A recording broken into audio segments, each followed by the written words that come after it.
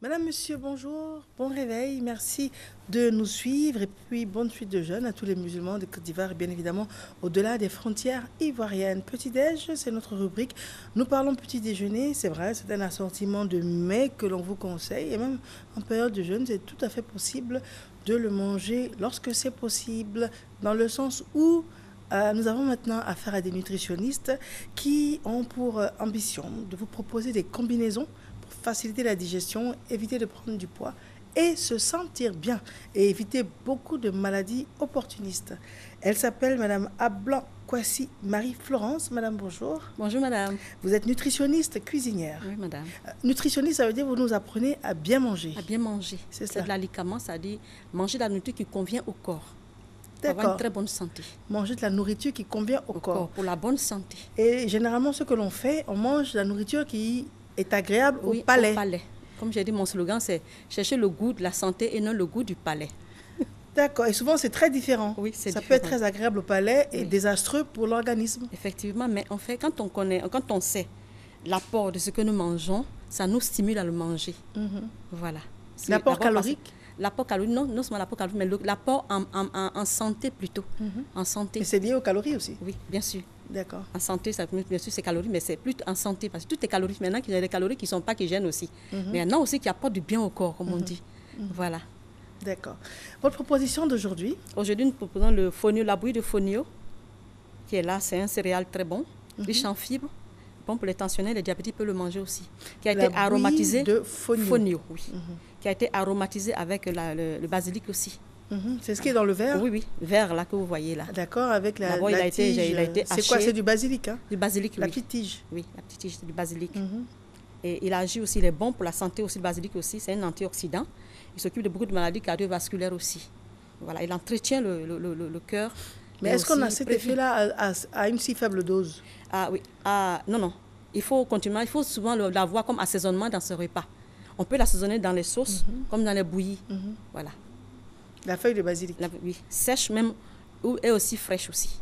Donc, le fait de faire cuire la feuille n'altère pas ses qualités? Non, pas du tout. D'accord. Le séché même encore plus concentré même que le frais.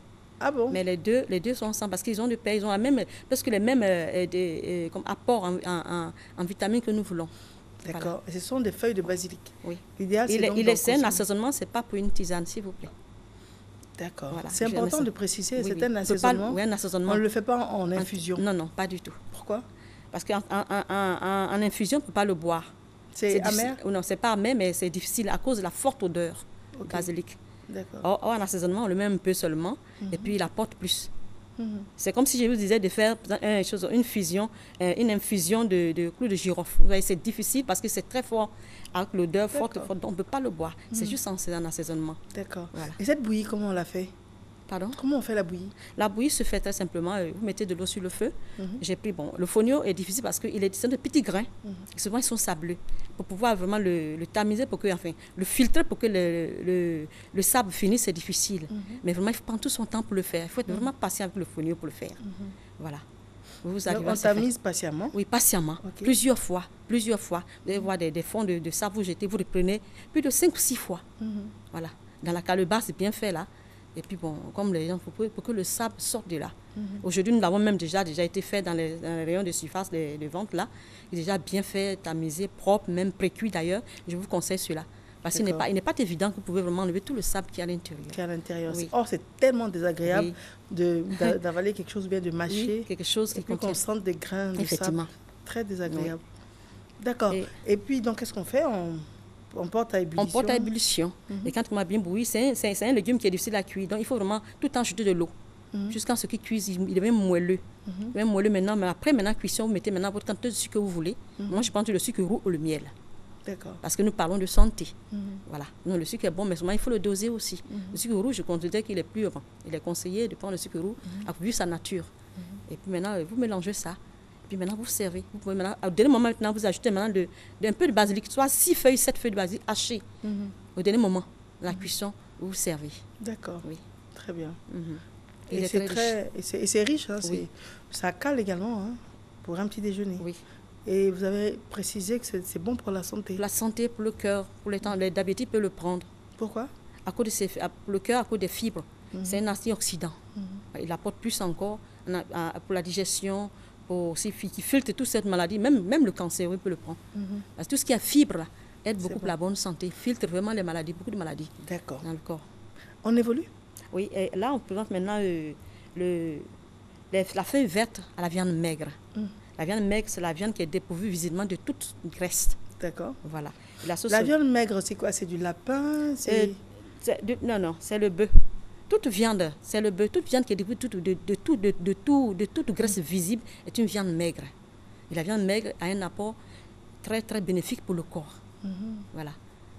Mais quand on dit viande maigre, on peut, en dehors du bœuf, on peut manger quoi? On peut manger le lapin, on peut manger le mouton, on peut manger le cabillaud. Le mouton n'est pas gras? Je pensais qu'il était très gras, le mouton. Il y a des parties, la cuisse du mouton comme ça n'a pas de graisse et vous enlevez toute la graisse dessus. Tout ce qui est les nerfs de graisse, vous avez une bonne partie qui n'est pas gras. Voilà. D'accord. Voilà. Donc du lapin, du bœuf? Oui, du bœuf, du mouton, comment dire, même la volaille aussi. Là, vous enlevez carrément la peau de la volaille. Donc finalement, rien n'est gras si on enlève. Effectivement. Et le porc? Le porc, vraiment, il y a des bonnes parties du porc qui ne sont pas grasses aussi. C'est vrai, il y a des bonnes parties qui ne sont pas grasses. Le porc était forcément gras. Non, il est gras de par sa peau, parce que la couche de graisse qui est entre la peau et la chair de la graisse est très épaisse. Mais après ça, vous avez la chair qui est là. Il faut prendre la chair n'est pas grasse. Non.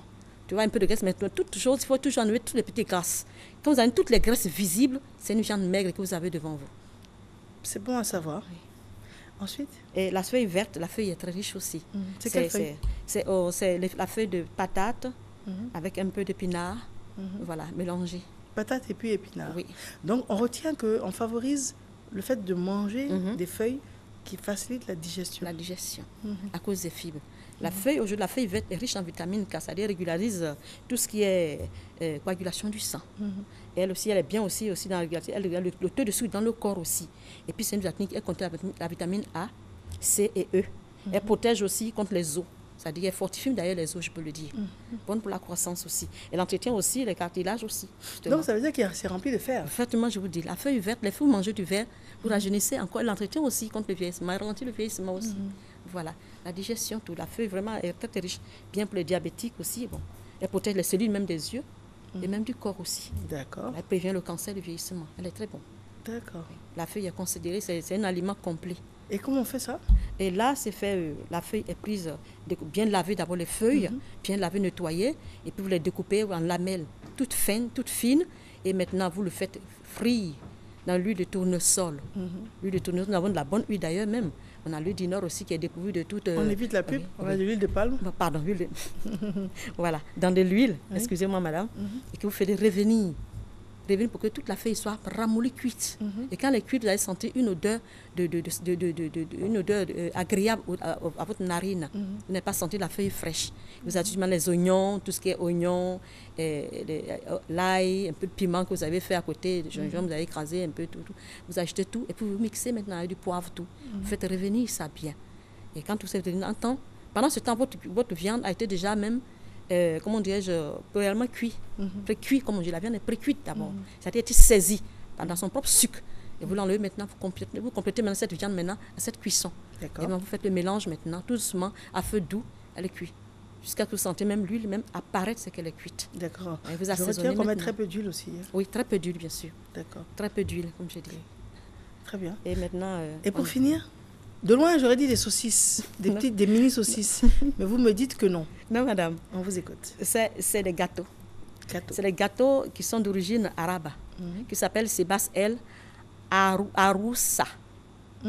Aroussa, ça veut dire le doigt de la fiancée. D'accord. Elle se fait avec la farine normale, que vous voyez, la farine que nous avons. De blé, hein? De blé, oui. Bien fin. Et tamisé. Et vous ajoutez des œufs dedans, et, comment dirais-je, un peu de sel, et une quantité réduite de sucre. Et vous la malaxez, vous faites une pâte compacte homogène.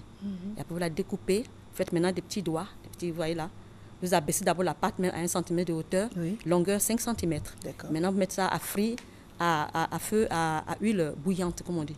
Voilà. Et après, maintenant, et ça brille comme ça là-dessus? Oui, ça brille. Quand c'est fini, c'est le miel qui est les nappées de miel là. Ah, d'accord. Oui. Très digeste. Le blé, c'est un aliment de force, riche en fibres aussi, glucides aussi, vitamines. Et en plus, vous avez des œufs qui sont à l'intérieur. Les œufs qui sont bons aussi pour la santé, riches en vitamines. Et surtout, je conseille cela, je connais les œufs aux femmes qui sont enceintes parce que c'est bon pour le cerveau. Le développement de l'enfant, le fœtus dans le sein de sa mère, a beaucoup besoin des œufs pour que l'enfant ait un bon développement de cerveau. Ah, donc on peut conseiller aux femmes de gober des œufs alors? Oui, les femmes enceintes surtout. Les enfants alors, mesdames, aussi. c'est tout à fait possible. Hein. C'est vrai que c'est pas très bon, mais si vous imaginez le bienfait que ça pourrait avoir, gober des œufs. Notamment qu'on a vu il n'y a pas trop longtemps sur une chaîne étrangère, la dame la plus vieille au monde qui appartient au siècle dernier, hein, et elle gobe des œufs tous les matins. Oui. Donc c'est une bonne idée qu'elle vient de nous rappeler là, il faut gober des œufs. Très bien, on a fait le tour. Donc, on a proposé la bouillie de fonio aromatisée au basilic. On a proposé la sauce verte avec de la viande maigre, accompagnée de riz à la vapeur ou du riz bouilli. Et puis, sebab el aouroussa, toit de la fiancée. Oui. On vous joint comment? On vous joint par le numéro suivant, 2 x 06, c'est-à-dire 06 06 43 41 09 23 16 49.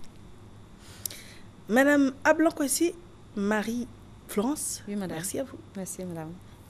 Nous allons poursuivre avec M. Marius Komoué, qui est président de la Fédération des associations de consommateurs de Côte d'Ivoire, mais avec un thème très intéressant, vous allez le voir, mais juste avant, nous avons une transition. À tout de suite. Hey, ma tante, bonjour. Ah, ma fille, bonne arrivée. Attends-moi, j'arrive.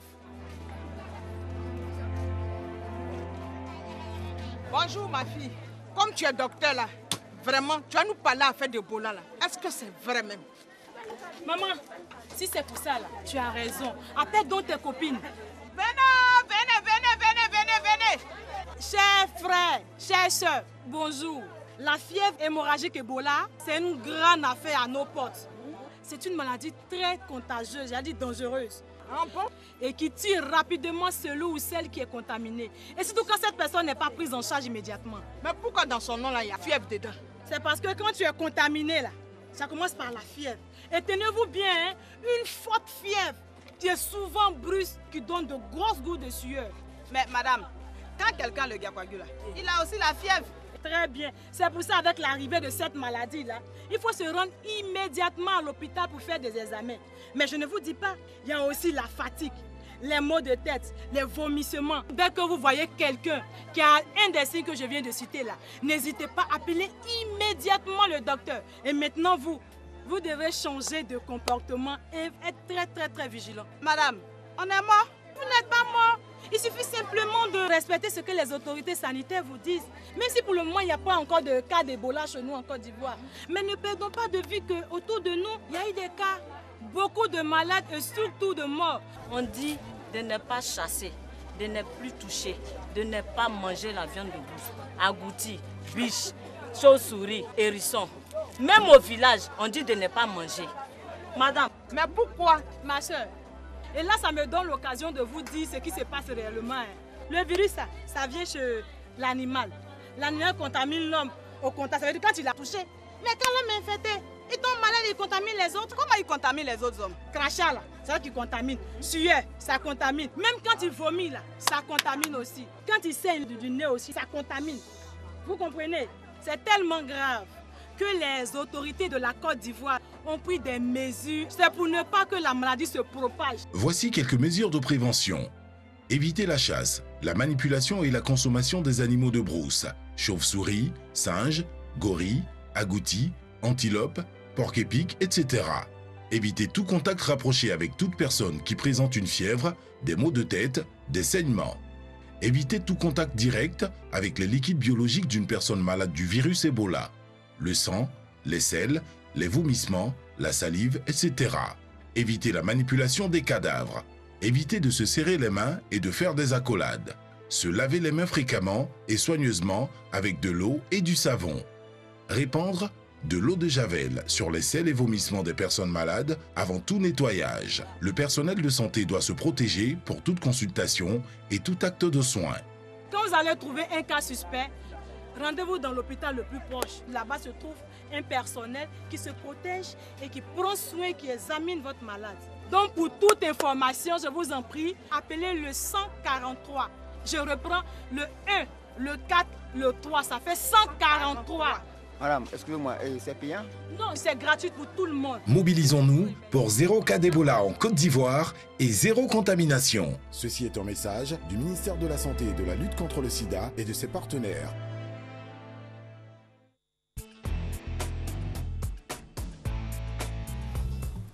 Alors, notre rubrique Société, vous l'avez bien lu. Notre invité, M. Marius Komoué, je vous le disais, il est président de la Fédération des associations de consommateurs de Côte d'Ivoire. Et aujourd'hui, nous allons parler de l'incivisme du consommateur dans l'application des mesures de l'État en vue de la lutte contre la cherté de la vie. Bonjour à vous. Bonjour. Alors, c'est une interpellation. Oui, on peut le dire d'emblée, Oui. étant entendu qu'aujourd'hui, nous constatons avec amertume que la chose la mieux partagée par les populations, par l'ensemble des usagers, c'est le non-respect justement des mesures prises par les gouvernants, prises par les institutions, prises par les hommes qui incarnent justement les pouvoirs publics, Oui. en vue de satisfaire aux attentes de la majorité des populations. Et D'accord. donc, On va commencer à il y a une certaine forme d'incivisme qui aujourd'hui prédomine, et cela doit être dénoncé, cela doit être aujourd'hui relevé afin que nos décideurs, au plus haut niveau du sommet de l'État, prennent des mesures coercitives afin que des décisions de l'État puissent profiter à l'ensemble des populations. Très bien. Alors, je suppose que vous faites allusion à des décisions spécifiques. On peut les énumérer. Ah oui, on peut parler, en tant que consommateur et défenseur des droits des consommateurs, on peut parler tout de suite de la non-répercussion, naturellement, de différentes baisses du coût de l'énergie, du coût du carburant plus précisément, sur le coût du transport.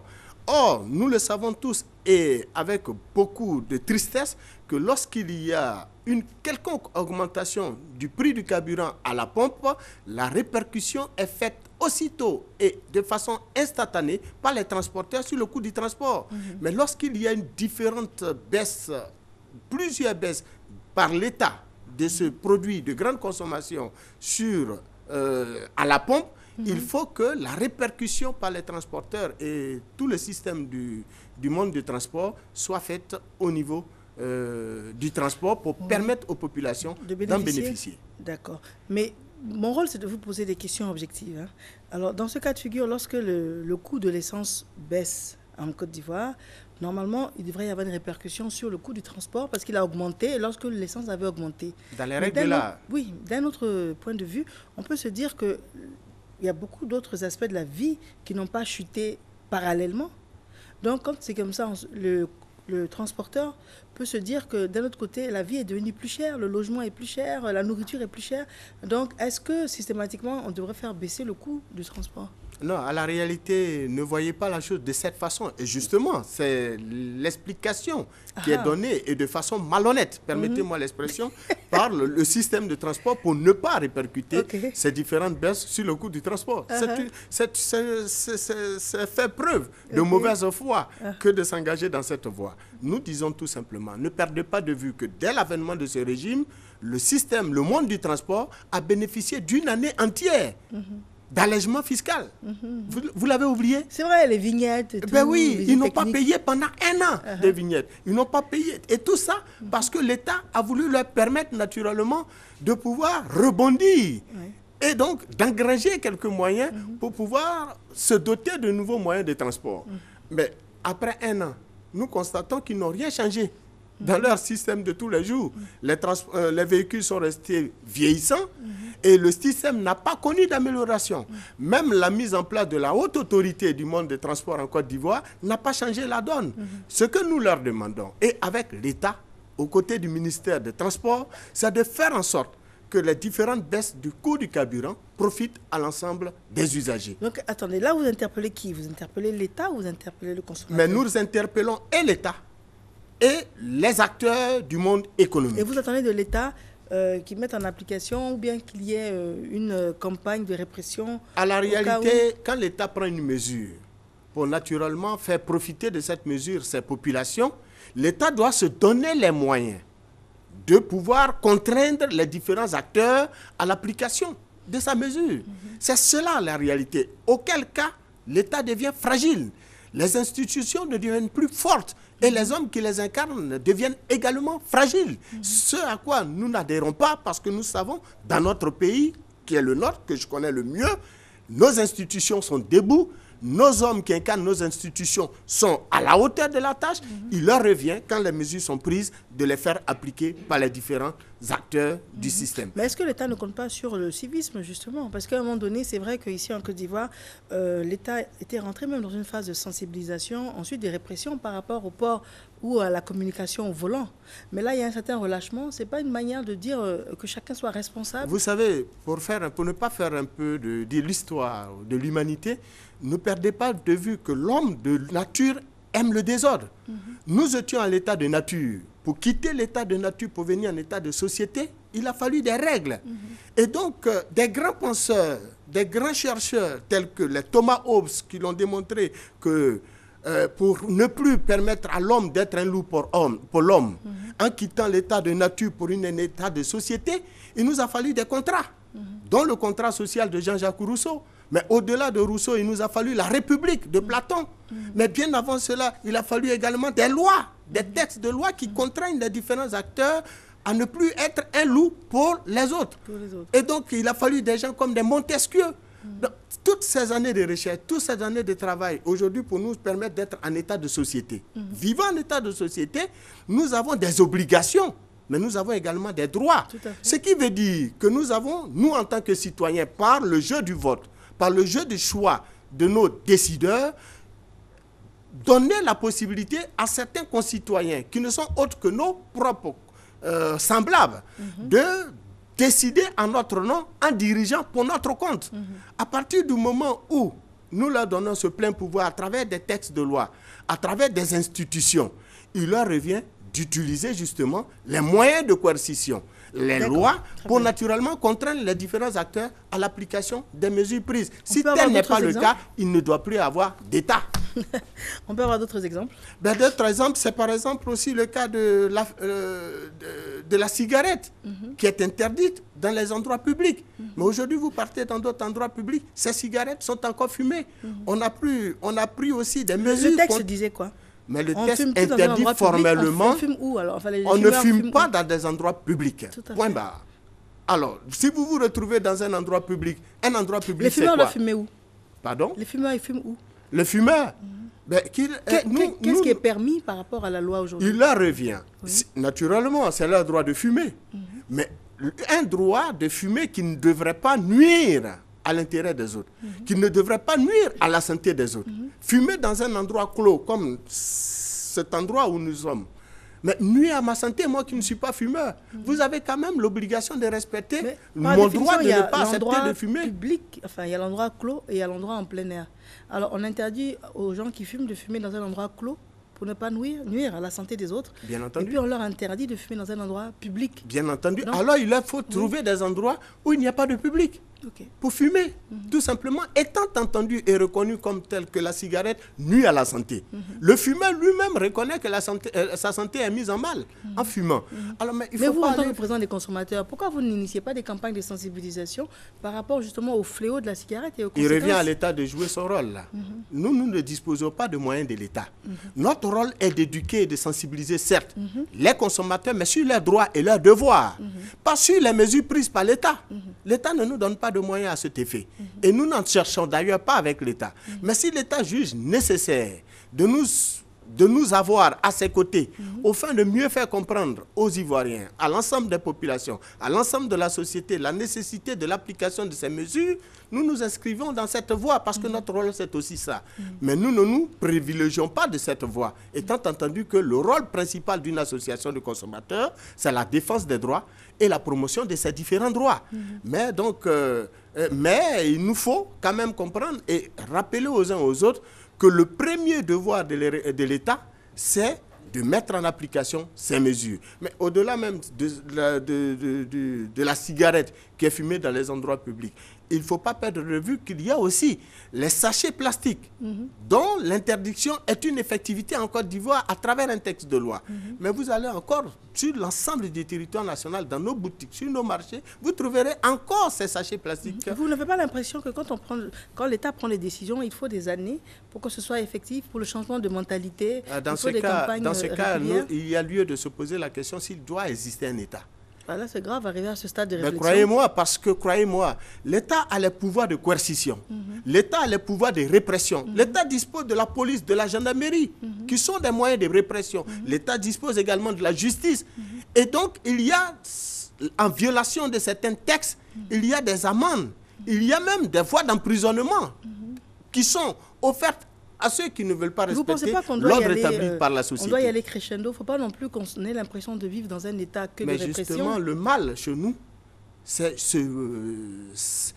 cette attitude de vouloir laisser faire, sous prétexte que il faut laisser le temps, il faut laisser faire, mais on ne s'en sortira pas avec ça.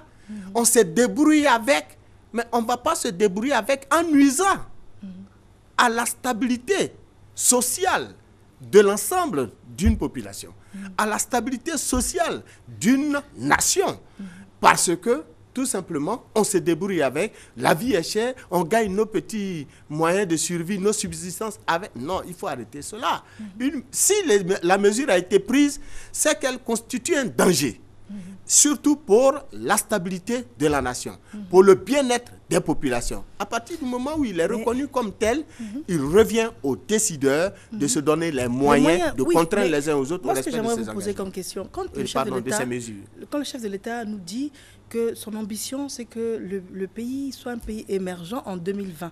Vous n'avez pas l'impression qu'il est en train de poser les prémices pour atteindre cet objectif et qu'il se donne le temps pour que de toutes les manières, en 2020, tout ce que vous dites soit des choses évidentes ici en Côte d'Ivoire et que par rapport à ça, on laisse le temps au temps et puis on pressurise un peu, on relâche, tout ça pour formater les consciences pour qu'arrivé en 2020, tous les problèmes dont vous parliez soient dissipés. D'autant plus qu'un pays émergent, quand on regarde en Europe, il n'y a pas tous ces problèmes-là. Donc vous n'avez pas l'impression que les prémices sont jetées aujourd'hui et que le processus va jusqu'en 2020? 2020, c'est dans 4 ans. Oui, nous sommes en 2016.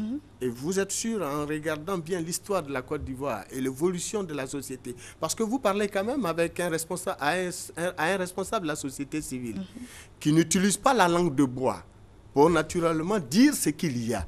Nous disons que les prémices, vous l'avez dit, c'est vrai, il faut jeter les bases. Il faut déjà inculquer dans la mémoire de l'Ivoirien la nécessité d'émerger. La nécessité d'être un pays émergent, d'être un pays développé, ou en voie même de développement.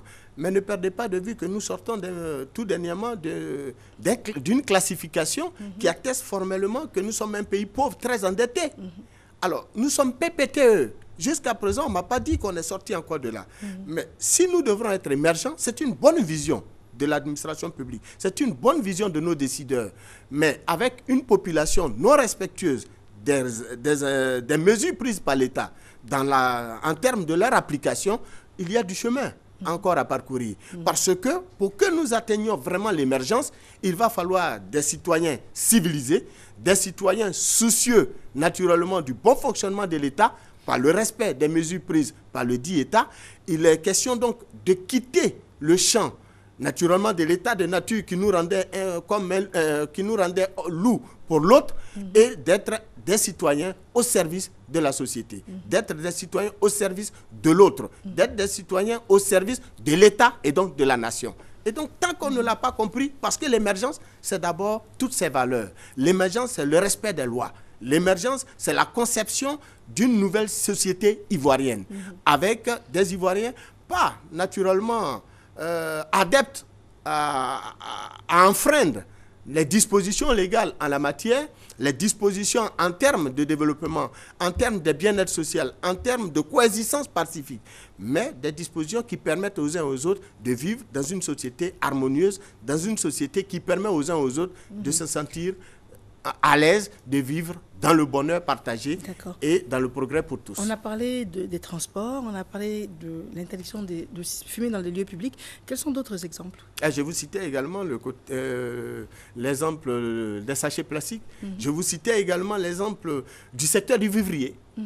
Voilà. Et même prenons un autre exemple, comme celui par exemple de la production nationale du riz. Notre combat de tout le temps a toujours été d'interpeller les pouvoirs politiques sur la nécessité de réfléchir à permettre à notre nation qui dispose de tous les moyens nécessaires pour nous affranchir de l'importation tout azimut de ce grand produit de grande consommation. Parce que nous avons les hommes, nous avons la terre, nous avons une saison pluviométrique adéquate à la production du riz. Mais nous préférons donc confier notre ventre à l'étranger. Et ça, depuis des lustres. Alors, il est bon aujourd'hui que cette vision soit la plus partagée par nos gouvernants. Parce que pour nous, si c'était le cas, eh bien, la Côte d'Ivoire en gagnerait et en sortirait grandi. On aurait même pu vendre ce riz et le surplus de notre consommation de riz à nos voisins. Pourquoi pas au niveau de la sous-région, qui est un espace économique important.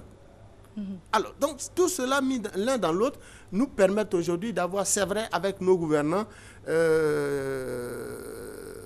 une bonne vision pour des lendemains meilleurs pour la Côte d'Ivoire. Parce que nous disposons de tout, mais avec des Ivoiriens totalement ancrés dans l'incivisme, avec des Ivoiriens totalement tournés vers la désobéissance des mesures étatiques, vers la désobéissance de la non-application des mesures de l'État, eh bien, nous doutons fort que nous pourrions naturellement atteindre ce pays émergent tel que souhaité par nos gouvernements. J'ai deux grandes questions à vous poser. La première des questions, on va revenir sur les quelques exemples que vous avez donnés. Vous allez nous dire ce que vous attendez de l'État et puis parallèlement ce que vous pouvez faire, comment vous pouvez contribuer en tant que président justement des associations de consommateurs de Côte d'Ivoire. Premier exemple qu'on a pris, on a parlé des transports, du problème de répercussion du coût du transport lorsque l'essence a augmenté. Ça a été effectif, on l'a tous ressenti. Et quand ça a baissé, justement, il n'y a pas eu de répercussions dans l'autre sens. Alors, concrètement, qu'est-ce que vous attendez de l'État aujourd'hui? L'État est le père et la mère de la nation. L'État est l'institution auquel le citoyen a confié tous ses pouvoirs au fin de le gouverner et donc décider en son nom et pour son compte. À la matière, quand l'État prend des mesures, c'est pour faire le bonheur de ce même citoyen. À partir du moment où ces mesures sont prises et que d'autres citoyens adeptes du désordre se refusent de l'appliquer pour le bonheur de tous, que devrait, à votre humble avis, faire l'État? Avec ses pouvoirs de répression que sont la justice, que sont les forces de l'ordre et autres. C'est ça le pouvoir de l'État. À travers ces démembrements, contraindre les uns et les autres à l'application des mesures pour le bonheur de tous. C'est d'abord ça. On ne peut pas prendre une mesure et puis on dit il faut laisser cela à la société civile. Donc vous attendez de l'État qu'il convoque tous les présidents du syndicat de transport et qu'il les oblige à réduire. Avez-vous vu l'État le faire une seule fois à travers, par exemple, le ministère des Transports? Ce que vous attendez, c'est ça? Le minimum, c'est cela d'abord. On constate que les transporteurs n'appliquent pas la mesure. Mais le minimum, c'est que le ministre des Transports convoque. Et cette rencontre est couverte par les médias. De sorte que les populations aient un retour. Informe les transporteurs sur les efforts du gouvernement en vue de satisfaire aux attentes des populations qui souffrent, on ne peut plus trop. Alors, une fois une telle mesure est prise et qu'il y a un retour, nous, organisations de consommateurs, donc société civile, nous pourrions naturellement enjoindre le pas à l'État. Bon, on a l'impression que tout est fait, on prend des mesures, on dit, bon, on laisse la société. Ben, si on veut nous laisser, nous, en réalité, décider en lieu et place de l'État, à votre humble avis, un père de famille qui n'arrive pas à joindre les deux bouts, à qui une organisation de consommateurs demande de venir exprimer son mécontentement, de ne pas pouvoir se déplacer en empruntant les voitures de transport en commun, vous pensez qu'il viendra les mains mortes? Dans la rue, viendra-t-il les mains mortes?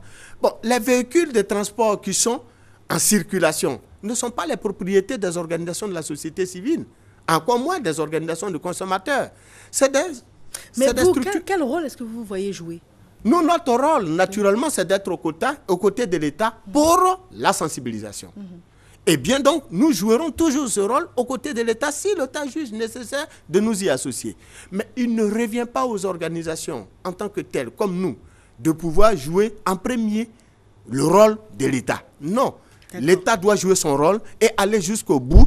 Quand une décision est prise, l'État doit se donner les moyens d'amener l'ensemble des acteurs du différent secteur pour lequel la mesure a été prise à appliquer cette mesure pour le compte de ces populations, au bénéfice vous, de qu'est-ce la que nation. vous pouvez faire? Comment vous pouvez contribuer aujourd'hui, par exemple?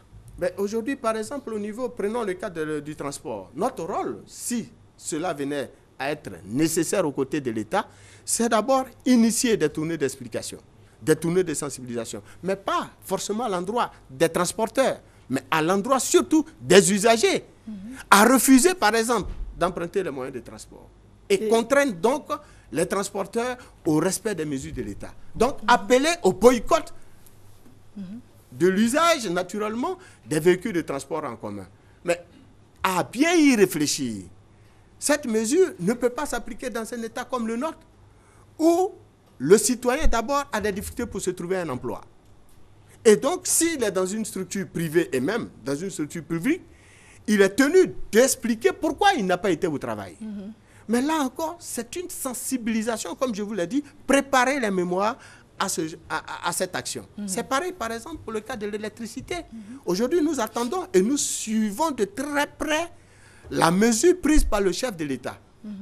Quant à la rétrocession du trop perçu par l'opérateur à qui l'État de Côte d'Ivoire a concédé le service de distribution, de commercialisation de l'énergie en Côte d'Ivoire, de l'électricité aux populations, aux ménages, aux usagers.